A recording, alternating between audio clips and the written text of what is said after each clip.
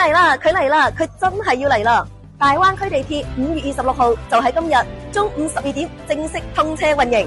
作為全國最長嘅跨市地鐵，可以讓我哋一日遊玩5個城市。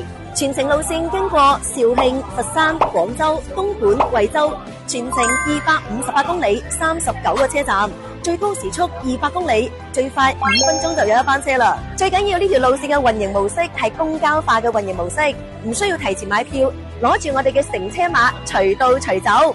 以後節假日都唔使擔心買唔到高鐵票啦。掂啊！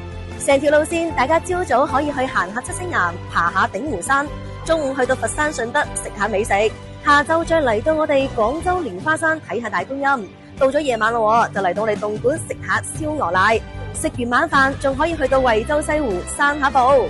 成日行完玩完，夜晚仲可以翻嚟東莞啊！OK，事不宜遲啦，話走就走，Let's go！